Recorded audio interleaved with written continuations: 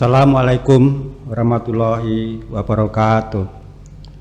Salam, Om Swastiastu, Namo Buddhaya, salam kebajikan. Salam kebajikan. Patut kiranya pada siang hari ini kita aturkan puja dan bakti kita kepada Tuhan Yang Maha Esa, Sang Tiratana, bahwasannya pada siang yang berbahagia ini kita masih dapat bertemu kembali dalam Sahabat Podcast Kemenak Kabupaten Banyuwangi. Kami sampaikan juga salam hormat kami kepada Bapak Kepala Kantor Kemenak Kabupaten Banyuwangi yang telah memberikan kesempatan pada kami, khususnya Satker di unit Buddha, untuk bisa melaksanakan podcast pada siang hari ini. Untuk acara ini kami harapkan juga kepada sahabat-sahabat podcast untuk dapat memberikan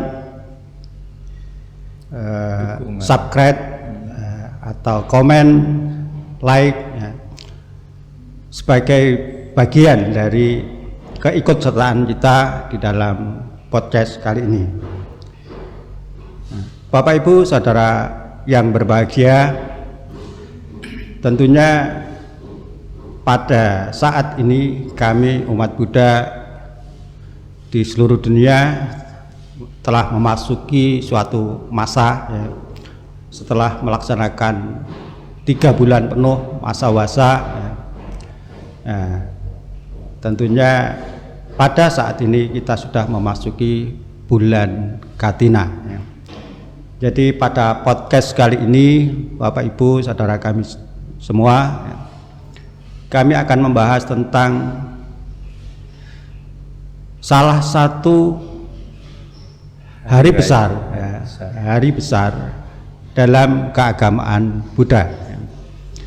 Di antaranya yang tentunya pada masa ini yaitu masa Katina ya. Nah, di samping kami telah hadir seorang narasumber yang tidak asing lagi, yaitu Bapak Dr. Ade Suyitno selaku penyuluh agama Buddha Kantor Kementerian Agama Kabupaten Banyuwangi. Selamat siang Pak Yitno. Selamat siang Pak Kyo. Nah, gimana kabarnya? Baik, sehat. Sehat ya. Tentunya memang itulah ya berkah yang terbesar bagi kita semua bahwa kita masih dikaruniai sehat ya. Untuk itu ya, terkait dengan masalah Katina ini tentunya tidak semua orang atau belum semua orang itu memahami apa sih yang dimaksud dengan Katina itu ya. Nah, kenapa kok harus dirayakan oleh umat Buddha ya. Untuk itu nanti kami harapkan Bapak Suyitno bisa menjelaskan tentang Katina tersebut. Untuk itu kami berikan kesempatan waktu sepenuhnya kepada Bapak Suyitno. Terima kasih. Baik, terima kasih Pak Kyo selaku pengawas pendidikan agama Buddha Kementerian Agama Kabupaten Banyuwangi. Selamat siang, Namo Buddhaya. Namo Buddhaya. Pada kesempatan yang berbahagia ini, saya akan memberikan gambaran dan penjelasan ini berkenaan dengan Katina, karena tidak semua umat Buddha juga paham tentang Katina. Sementara ini hanya Katina, Katinadan atau Katina Puja. Nah, oleh karena itu Katina itu sendiri itu ada arti yang kemungkinan ya sebagian kecil yang bisa mengetahui kalau dia mau mencari dan membaca literasi yang cukup dari buku-buku keagamaan Buddha. Nah, apa Katina? Katina ini dalam arti bahasa Pali maupun Sangsekerta itu bermakna keras lagi ya. Katina itu keras, kuat, kokoh. Nah, Nah, karena apa? Ini berkaitan dengan proses, nanti berkaitan dengan proses yang dilakukan sekelompok biku. Nah, jadi bisa diartikan sebagai frame atau bingkai yang terbuat dari kayu yang dipakai untuk menjepit dan nantinya untuk membuat jubah seorang rohaniwan. Ini sebenarnya yang dikatakan katina itu. Oh, jadi katina itu sebenarnya pada prinsipnya bukan apa ya, bukan ya, tiba-tiba sebagai hari besar ya, artinya makna yang awal ya, yang jadi katina itu sendiri sebenarnya adalah alat penjepit alat penjepit yang kemudian bingkai. Akhirnya digunakan untuk menjahit jubah dan sebagainya itu ya. Nah, kemudian ya Pak Yitno ya, kalau kita lihat dari dasar itu, kenapa kok kemudian ya, katina itu sendiri menjadi hari besar agama? Apa yang melatar belakangi sebenarnya kok bisa dari makna itu kemudian muncullah hari besar agama Buddha yang disebut dengan katina puja itu? Baik, jadi berkenaan dengan itu maka tadi yang dikatakan frame penjepit jubah, maka jubah ini dari mana lah ini? Nah, ini ada yang melatar belakangi. Kenapa itu katina? Karena di setiap momen keagamaan Buddha yang besar, Waisak, Magha Puja, Asada itu ada latar belakangnya, nah, ada riwayatnya, tidak berbeda dengan katina itu sendiri.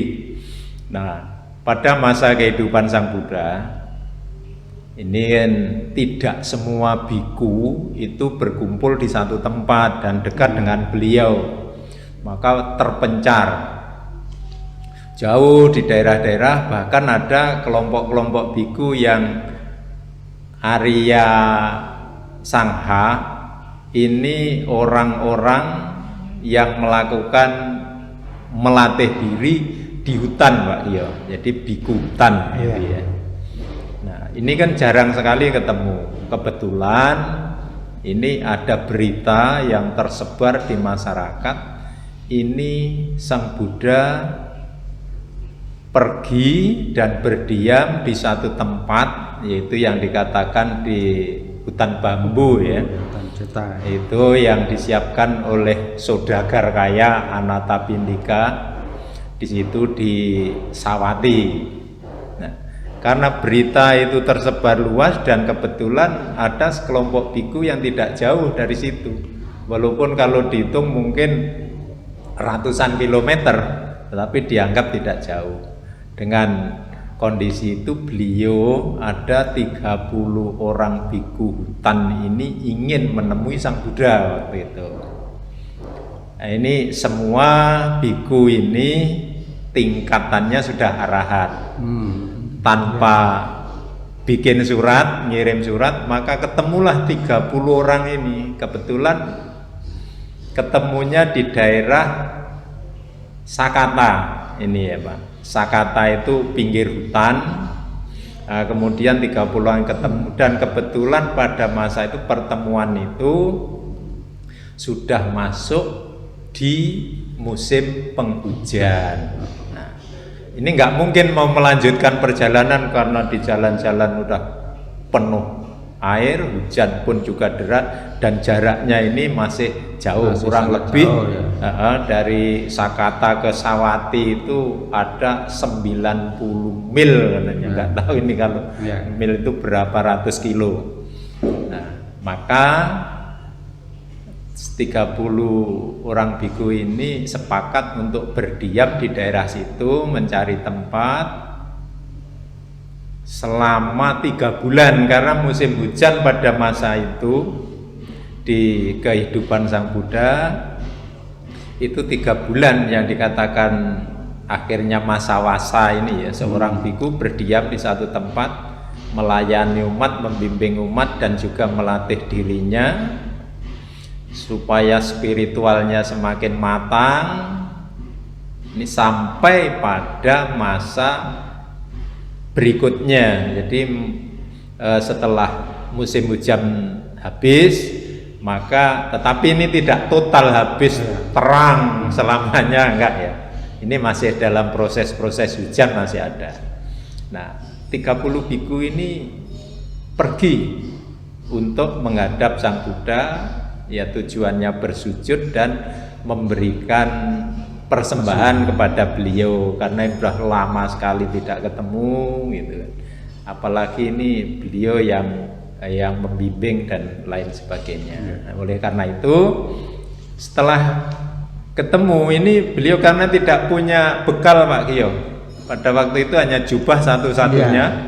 Kebetulan kehujanan di jalan becek dan lain sebagainya, penuh dengan kotoran.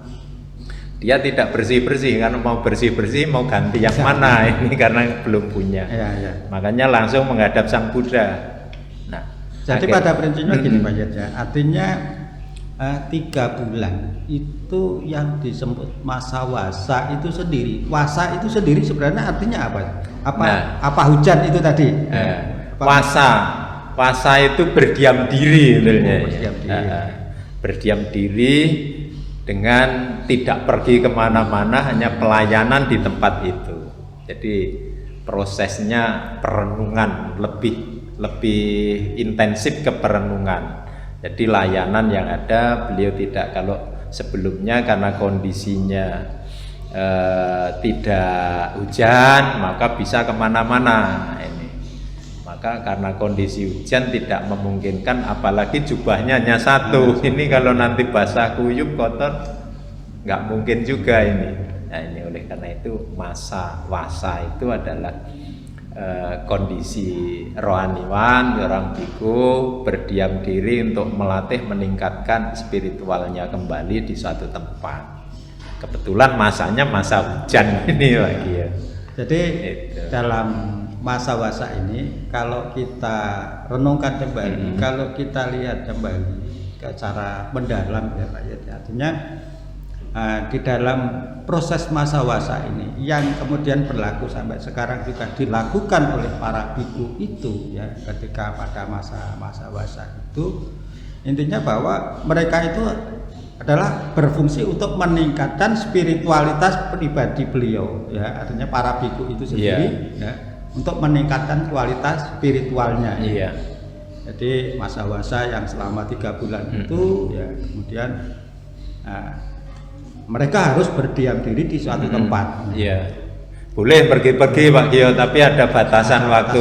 Nah, tadi dia Pak boleh lebih dari 5 hari ya. Nah, ini jadi 2-3 hari boleh pergi kemana, tapi harus balik lagi ke situ sebelum ke tempat awal wasa ya. Tempat awal wasa itu. Nah, kemudian setelah masa wasa itu selesai, katakanlah setelah itu kan para biku tadi kemudian melanjutkan untuk menemui Sang Buddha ya. Iya, nah, betul. Itu kemudian yang dikatakan sebagai masa katina itu sendiri. Iya. Gitu ya. Ketemu dan ini sudah berakhir masa-masa, selesai 3 bulan. Walaupun di situ hujan masih ada kan gitu Pak Kiyo. Jadi kalau masa-masa itu masa penghujan, ini tidak juga gitu kan, karena hujan masih ada gitu kan, masih berlanjut, sehingga pada kondisi basah kuyup inilah Sang Buddha berpikir ini kasihan juga ini biku-biku kotor, nggak punya baju pengganti. Akhirnya beliau melihat dengan kondisi itu memutuskan, ini harus ada katina, kita selenggarakan katina. Tujuannya memberikan kesempatan umat untuk berdana jubah karena melihat dari yang ada ini gitu. Supaya 30 biku ini mungkin di tempat lain juga banyak yang seperti itu, tapi kebetulan ini yang menjadi dasar 30 arahat ini yang menghadap Sang Buddha basah kuyup, belepotan dan sebagainya, tidak punya ganti. Nah, makanya diputuskan harus ada perayaan katina, memberikan kesempatan pada umat untuk memberikan jubah kepada biku-biku yang 30 ini, tapi tidak terbatas hanya 30, pada akhirnya berkembang. Nah, ini. Ya, jadi dalam perayaan Catina ini sendiri, ya, artinya bahwa perayaan Catina itu, ya, artinya adalah akhirnya menjadi kesempatan, ya, umat, ya, khususnya umat Buddha, ya, untuk berbakti, ya, untuk memberikan kebutuhan-kebutuhan, ya, bagi para rohaniwan atau biku itu sendiri. Ya. Nah, tentunya dalam hal ini, ya, karena perbedaan, ya, artinya perbedaan dalam pengertian kebutuhan umat awam sendiri dengan para biku kan berbeda. Nah, jadi sebenarnya apa sih yang menjadi kebutuhan pokok dari biku itu sendiri? Nah, apakah sama dengan kita ini? Apakah mereka terbatas, ya, kebutuhannya itu hanya apa saja? Mungkin bisa dijelaskan. Baik.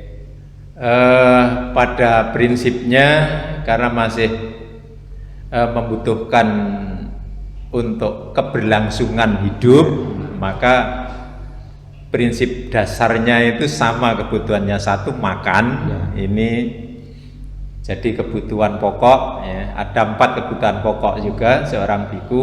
Kalau umat awam, umat Garawangsa ini kan juga dari 4 ini ada yang tidak dibutuhkan, yang jelas diantaranya jubah ini nggak mungkin umat awam butuh.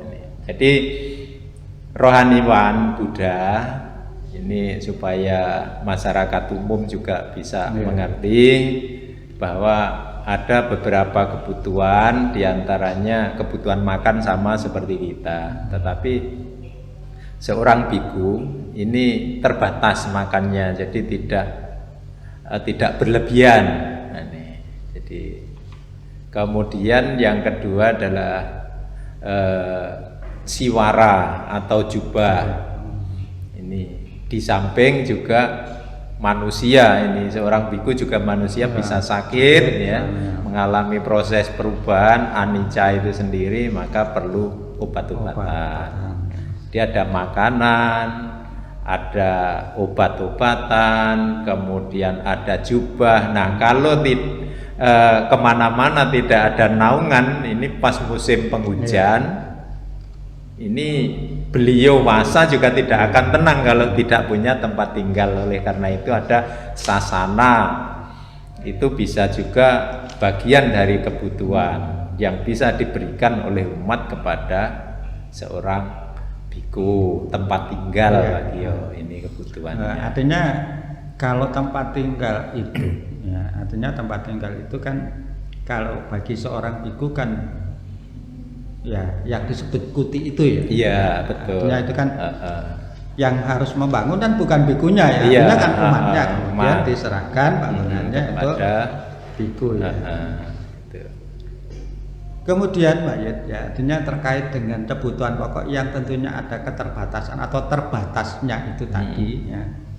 Tentunya meskipun jubah itu pun kan tidak harus katakanlah seorang biku punya jubah yang banyak, berlebihan, misalnya 3, 4 gitu, ya. Kan mestinya ada terbatas, ya, artinya yang bisa dipakai, misalnya itu berapa sih seorang biku membutuhkan jubah itu di dalam satu masa itu. Kalau dulu itu masa kehidupan Sang Buddha itu kan wirawiri hanya satu, makanya kasihan kalau pas musim hujan harus kemana-mana itu kan. Nah, ini kedinginan malamnya ini yang jelas, makanya harus ada gantinya ini. Jadi paling tidak itu 2 Pak Gio ini, dan jadi satu dipakai, satu disimpan untuk persiapan. Nah, ini karena kondisi cuaca ini kan kita juga tidak tahu. Ternyata gini kelihatan Banyuwangi terang benderang, ya, tahu-tahu di sebelah sana hujannya lebat sekali ini. Kadang-kadang terang, tahu-tahu langsung turun hujan. Ini belum sempat pakai mantel kalau kita di jalanan, ini sudah basah duluan. Ini makanya inilah fungsinya jubah. Jadi satu dipakai, satunya untuk cadangan ganti apabila terjadi sesuatu hal. Ini itu. Jadi tidak berlebihan. Masa katina banyak yang berdana jubah, akhirnya ditumpuk-tumpuk satu biku nyimpen ada 5 atau 10 ini enggak. Itu artinya sudah muncul yang namanya keserakahan ini.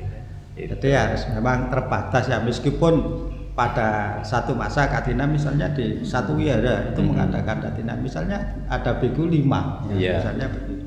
Ternyata yang dana jubah itu sekitar 25, berarti masing-masing biku dapat 5 itu bagiannya. Apakah bisa dipakaikan tidak? Iya. Gitu ya, ternyata. Tidak, ya.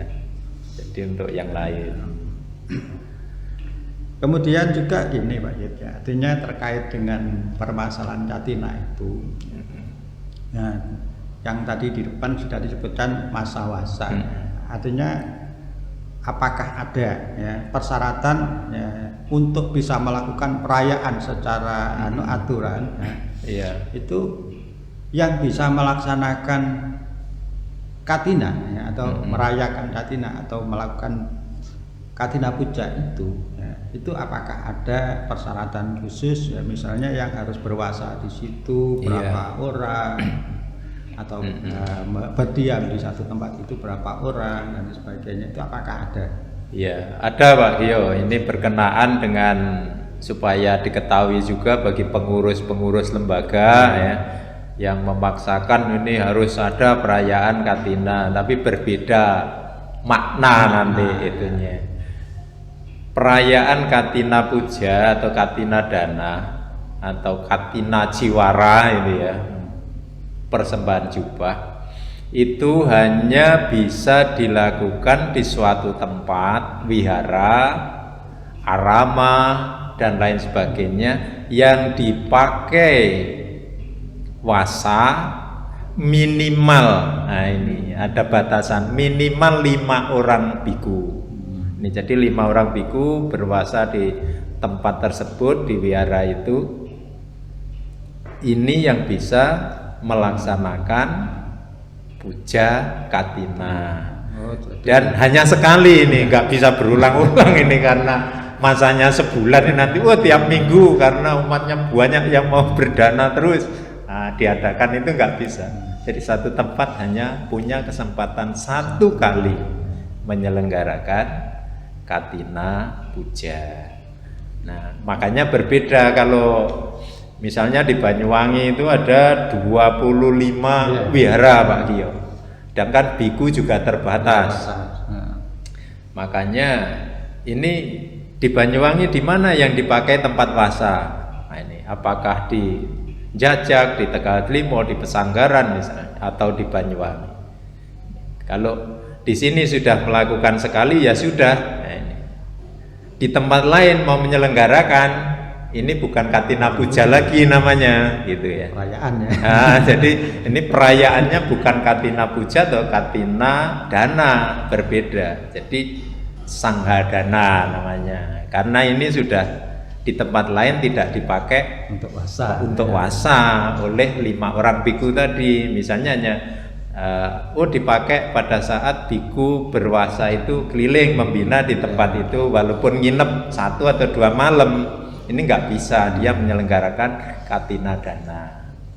Bisanya hanya sanghadana. Jadi berdana kepada sangha. Itu namanya. Jadi kadang-kadang umat kita kan juga belum tahu perbedaan. Saya juga ini tempatku mau mengadakan katina juga Pak.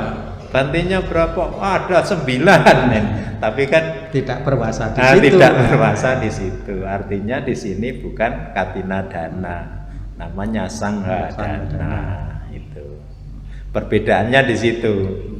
Ini jadi jelas sekali kalau tempat itu tidak dipakai untuk berwasa, maka tidak bisa melaksanakan katina puja atau katina dana.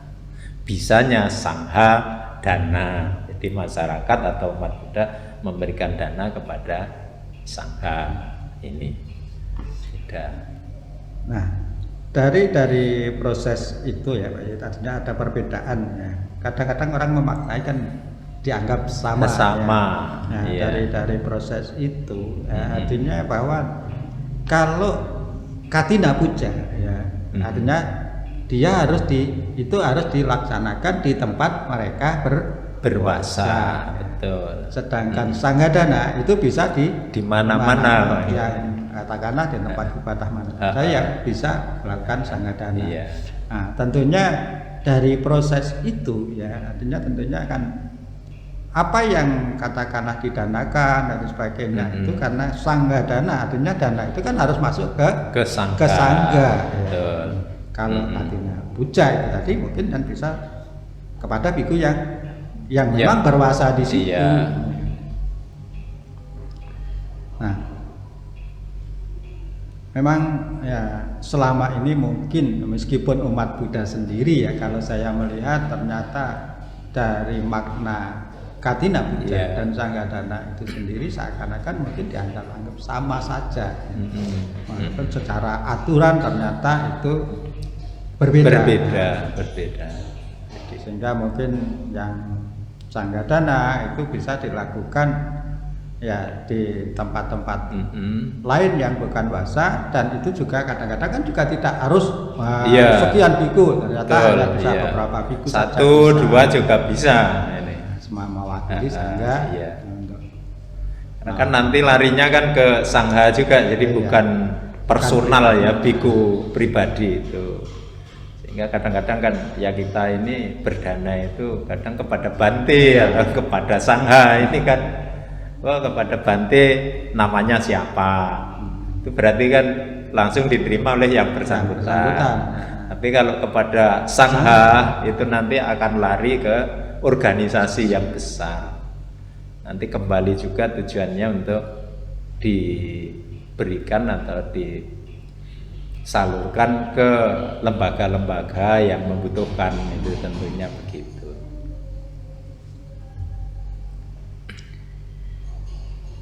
Jadi yang terkait dengan masalah katina ini tentunya, apalagi sekarang kita sudah memasuki masa katina, memang kita sudah beberapa kali kalau kita melihat di pengumuman ada mungkin wilayah Banyuwangi mau mengadakan katina puja, tentunya karena memang ada satu tempat yang memang dipakai untuk wasa. Dan kemudian juga mungkin ada beberapa tempat lain yang mungkin juga sudah ada muncul, misalnya mau melakukan sanggadana. Betul, iya. Jadi ini sudah beberapa tempat, kayak di tempat kami di Tegal Bimo itu juga tinggal nunggu jadwalnya saja. Ini ada sanggadana nanti. Walaupun ini masanya di masa katina, kenapa tidak disebut katina dana? Jadi karena memang di Wihara Dhammasagara khususnya ini tidak ditempati untuk berwasa. Jadi makanya punya kesempatan untuk umat melakukan dana, bentuknya sanghadana. Itu. Bapak Ibu yang berbahagia, itu tadi yang terkait dengan permasalahan-permasalahan yang sebenarnya menjadi sebuah ikon bagi umat Buddha, khususnya karena memang katina itu sendiri secara prinsip memang digunakan atau yang memiliki perayaannya adalah sebenarnya untuk para biku ya. Jadi penyelenggaraan itu memang khususnya memang. Kalau awalnya kan memang biku yang bekerja keras untuk menjahit, mewarna, karena pada umumnya kain yang diberikan itu dulunya itu kan warnanya putih.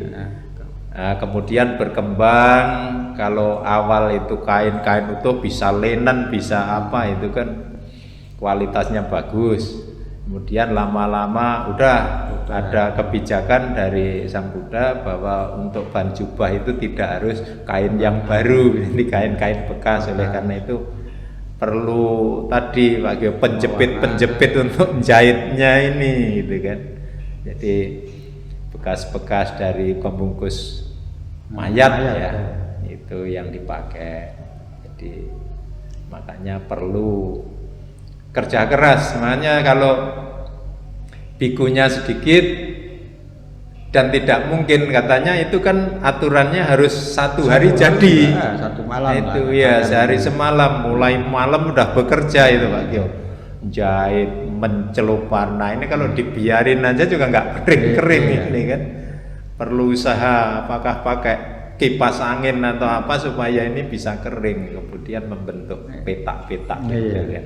Jadi kalau saya melihat memang dalam jubah kebikuan ya, dalam jubah para samana umat Buddha itu, saya lihat memang kenapa kok harus terlihat petak-petak sambung menyambung Iya. sambung ya, bukan katakanlah sekarang kan kalau Yang, mau tarikan yang bagus, bagus, kainnya lebar, nggak usah utuh-utuh. dijahit-jahit, utuh. Bisa ini ya. Kan Tapi nggak boleh, artinya tetap iya. harus menggunakan pola-pola Pola seperti lama itu. yang menggambarkan tradisi kondisi daerah di mana Buddha berada tersebut. Ini menggambarkan petak-petak sawah ya, yang kelihatan bagus, rapi, makanya itu hanya petak-petak seperti, kalau mungkin sawahnya luas tanpa ada batasnya, mungkin jubahnya kan utuh dulu ya. Nah ini jadi karena juga sisa-sisa kain pembungkus itu, jadi ya mungkin harus dicari yang utuh, yang apa perlu disambung-sambung seperti itu. Bagian dari seni itu. Iya. Bapak Ibu yang saya hormati, saya rasa terkait dengan permasalahan Katina, ya tentunya sudah sangat jelas dijelaskan oleh Bapak Suyitno selaku penyuluh agama Buddha. Kami yakin meskipun kita sudah menjelaskan, tentunya belum tentu semuanya bisa diterima dengan baik ya. Kami mohon maaf apabila tadi di dalam proses penyampaian kami ya, tentunya juga oleh Bapak Dr. Andi Suyitno ya, ada kekurangannya. Tentunya kami selaku manusia biasa yang masih banyak kekurangan ya, mohon dimaklumi ya. Saya rasa itu yang mungkin ya bisa kita sampaikan ya di dalam podcast kali ini ya, untuk bulan ke depan tentunya dengan materi yang berbeda lagi ya. Untuk itu ya kami sampaikan terima kasih ya kepada semua pihak yang telah mendukung podcast Kemenak ini ya. Mudah-mudahan ini dapat memberikan pencerahan bagi kita semua. Dan saya akhiri, wassalamualaikum warahmatullahi wabarakatuh. Salam, Om, Santi Santi Om, Namo Buddhaya. Namo Buddhaya.